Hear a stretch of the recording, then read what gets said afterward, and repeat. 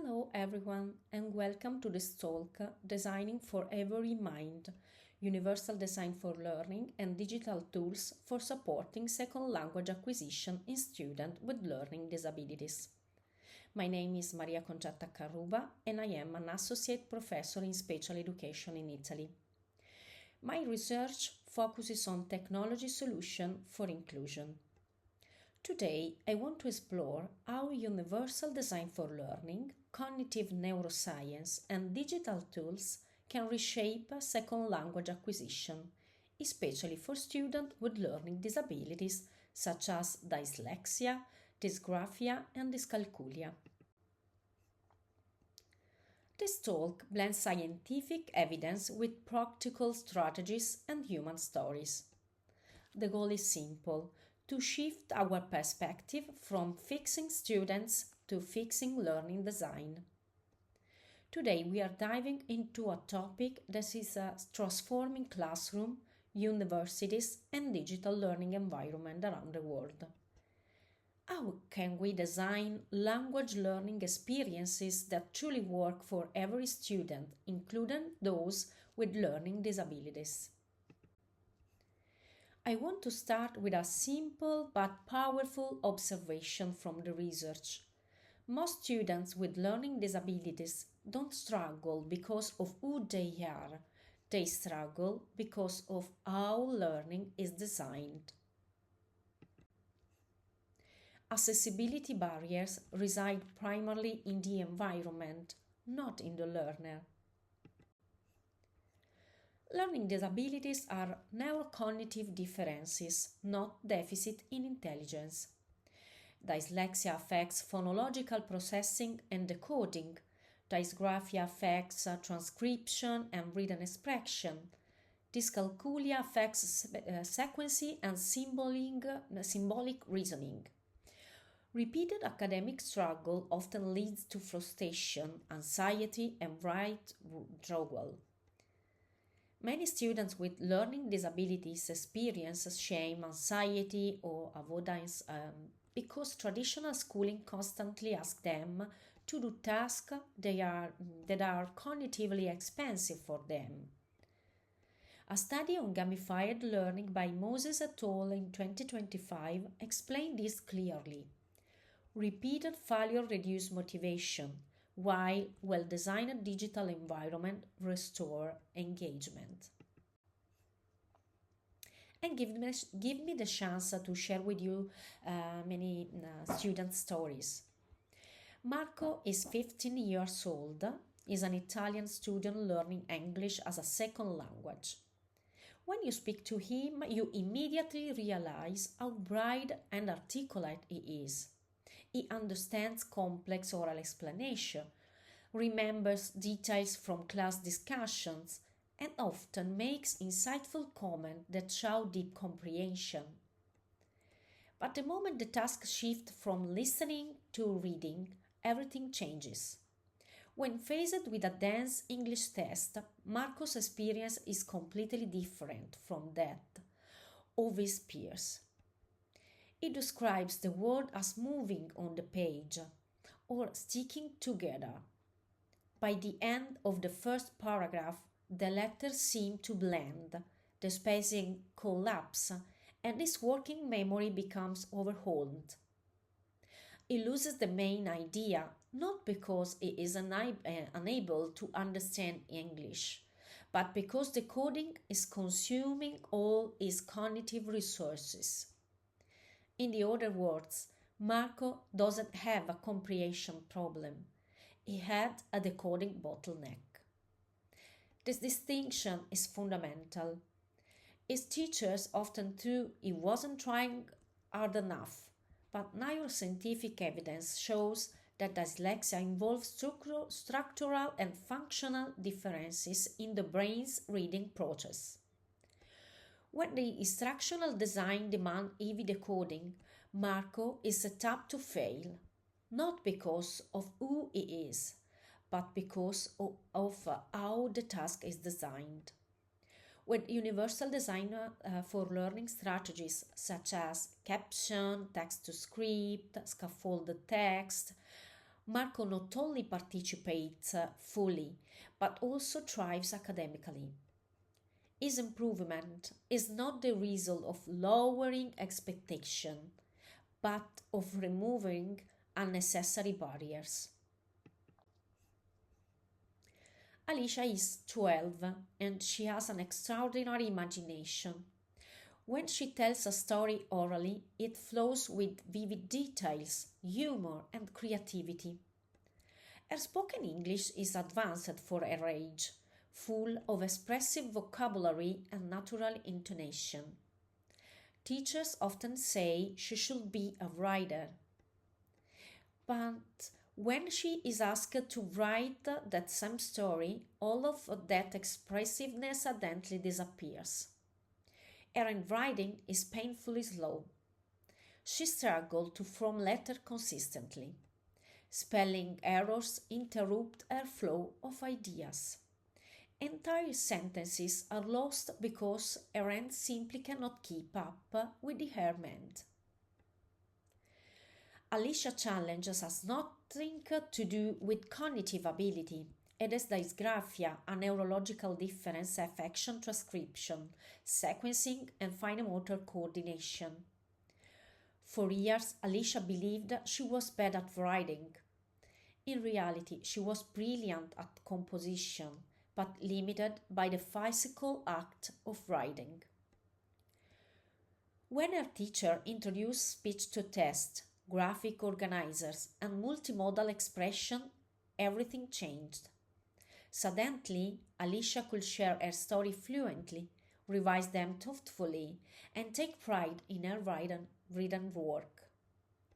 This transformation illustrates a core of universal design principle. When we remove the bottleneck, the learner's competence becomes visible. The stories of Marco and Alicia are powerful because they illustrate design variability. Every brain learns differently. Connect neuroscientific evidence to real learning experience. Show how universal design for learning shifts the problem from student deficit to design deficit. Demonstrate that inclusion is not remediation, but optimization. Bridge universal design for learning and second language acquisition. Marco and Alicia do not need a simple content. They need barrier-free access to the same content. Their cases highlight how decoding and transcription interfere with language acquisition, exactly where universal design for learning can support input, output, and engagement too. Traditional second language instruction leans heavily on text, long reading passages, grammar worksheets, copying vocabulary, writing paragraphs, spelling accuracy. These approaches introduce unnecessary cognitive load.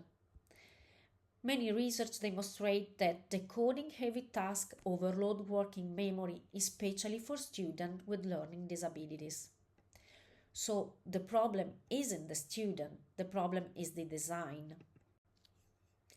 Universal design for learning emerged from CAST in the 1980s.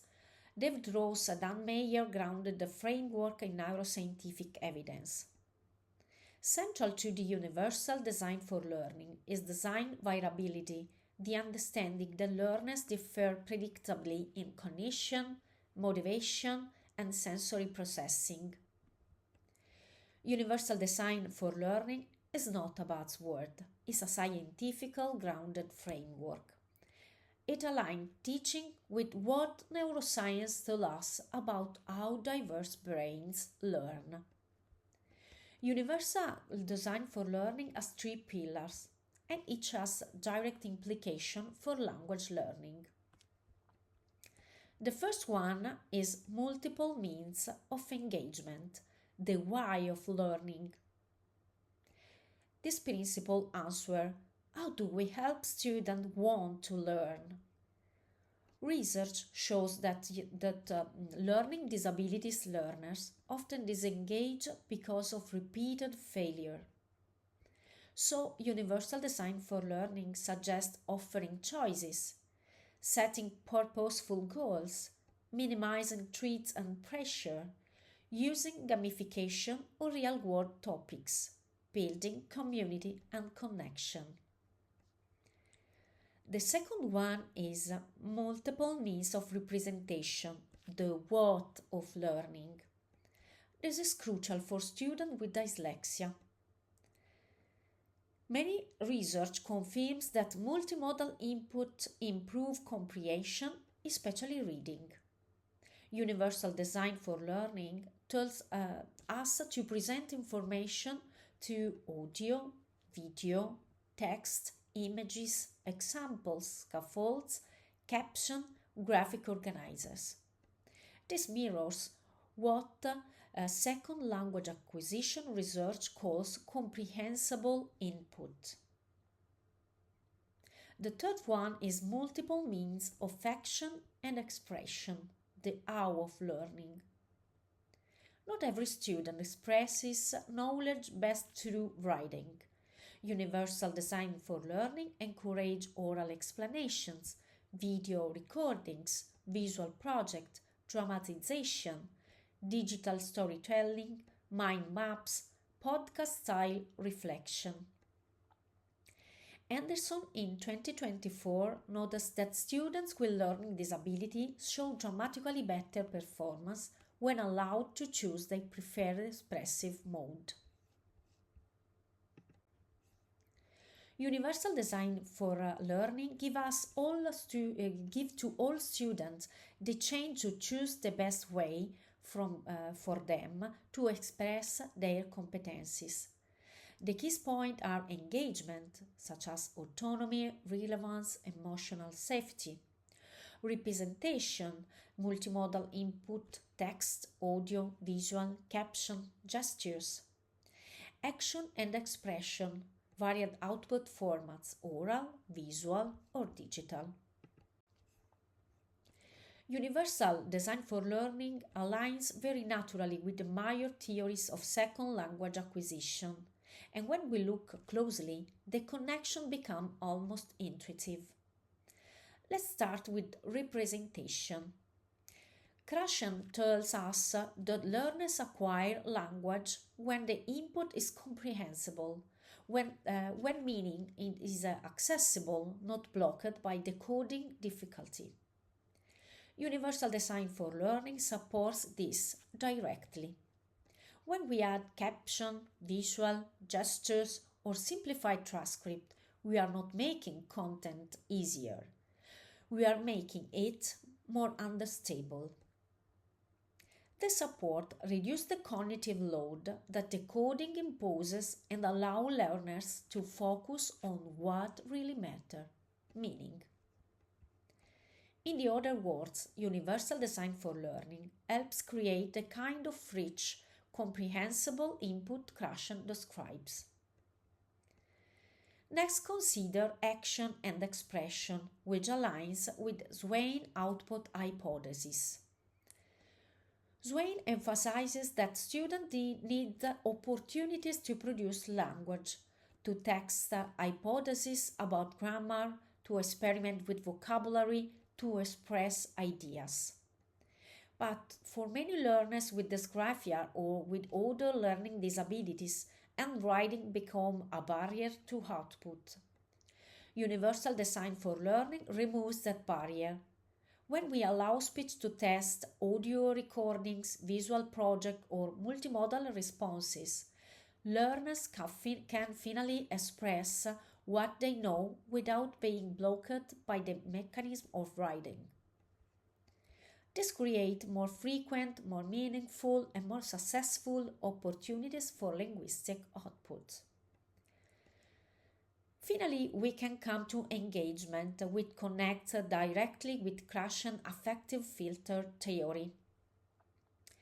According to Krashen, anxiety, lack of motivation, and fear of failure can block language intake, even when the output is good.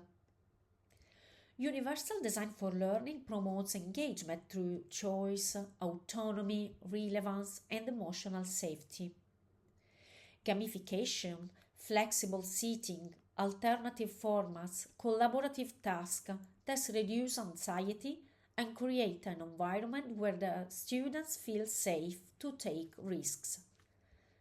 And when the affective filter drops, language acquisition accelerates.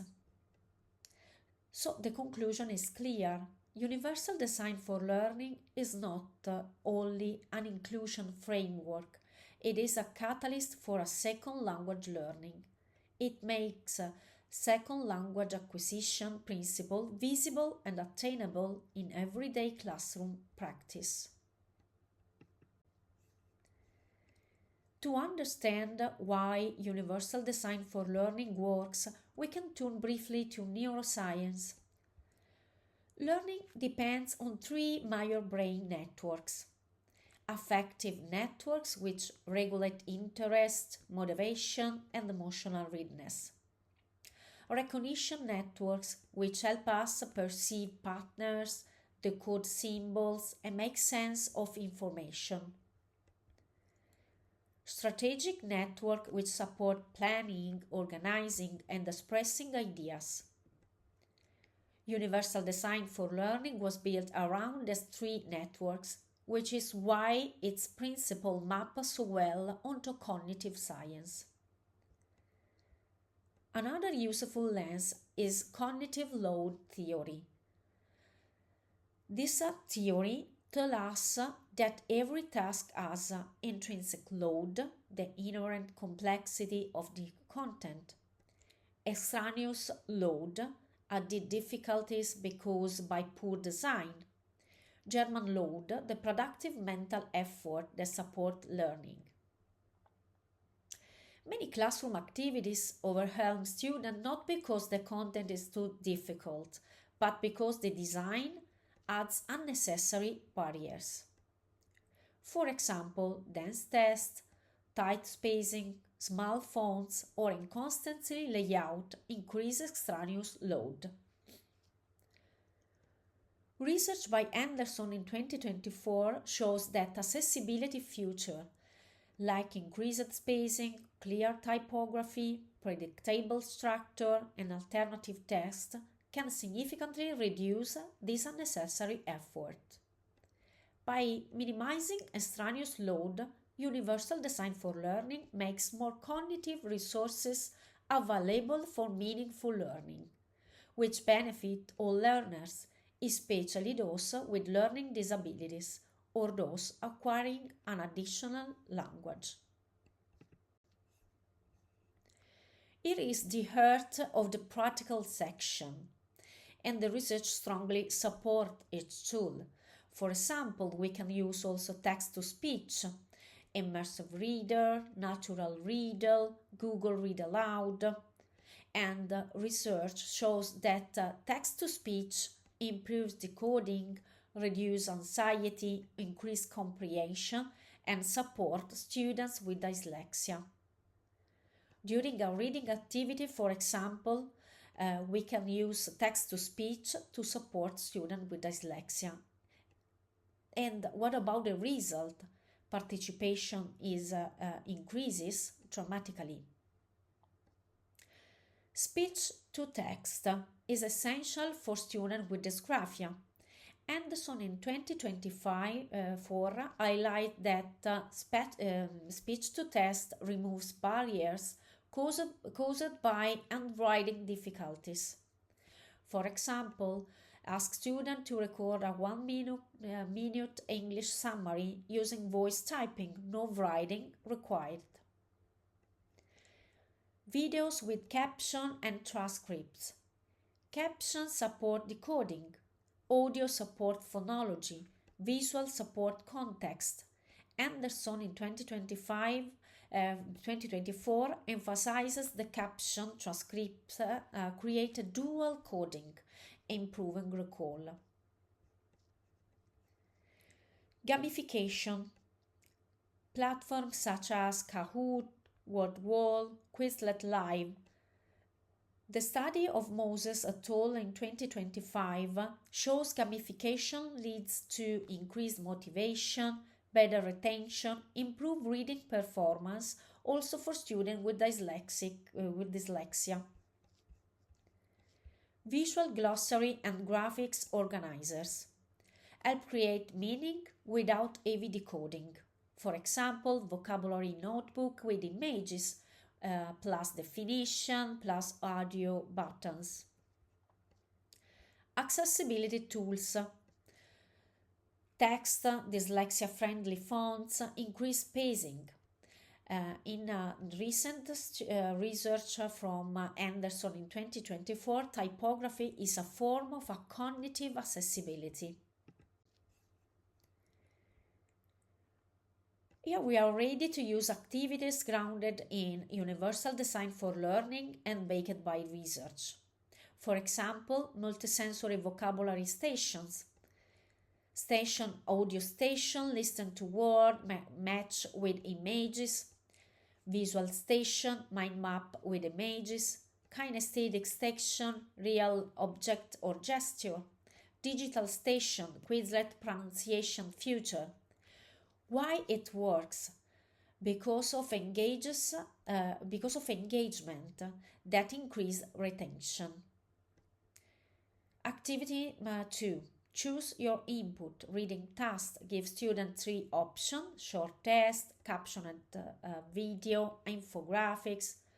The goal is extract the same content. Why it works? Because students choose the path of least cognitive resistance. Activity 3. Listening with scaffolded transcript. Steps. Play a short audio. Provide simplified transcript. Highlight keywords and image next to difficult words. Research bases reduce decoding to improve comprehension. Activity 4. Writing workshop. Student brainstorm verbally. Use speech-to-text to create a rough draft.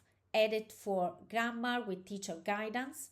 And image to illustrate meaning.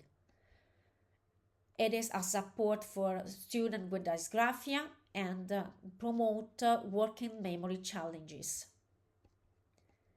Activity 5. Gamifying the reading challenge. Using word sorting or matching task. Why it works? Gamification lower effective filter. Across studies, universal design for learning increases comprehension.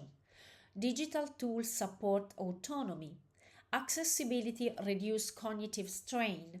Multimodal input improve second language acquisition outcomes. Motivation enhance long-term retention. Universal design for learning and second language acquisition promote student engagement and allow to all students to learn in the best way that works for them. Inclusive learning is not about reducing rigor, it's about removing unnecessary barriers. Universal design for learning provides the framework, digital tools offer flexibility, and second language acquisition theory explains why these approaches work. Across all studies, universal design for learning improves reading comprehension. Digital tools reduce cognitive load. Gamification boosts motivation. Accessibility increases equity. Multimodal input supports second language acquisition, also for students with learning disabilities. We have the knowledge, the tools, and the research to build classrooms where every learner, regardless of cognitive profile, can succeed in learning a second language. Universal design for learning gives us the blueprint. Technology gives us the tools. Empathy gives us the purpose. Thank you for your attention and thank you for spending this time with me today. I truly hope this reflection will inspire you to rethinking learning spaces with greater openness, creativity, and scientific grounding. As you move forward in your work, I encourage you to keep considering how the design of instruction, not the characteristics of learners, shape access, participation, and success. Small shifts in representation, engagement, and expression can profoundly transform the linguistic opportunities available to all students, especially for those with learning differences. On the final slide, you'll find a selection of key readings and recent research contribution that may support you for the exploration of universal design for learning, but also about accessibility and second language acquisition. These works offer both theoretical depth and practical guidance, and I hope they will be useful for you to continue your professional or academical journey. Thank you once again for being here. It has been a pleasure to share this time and these ideas with you. Bye bye.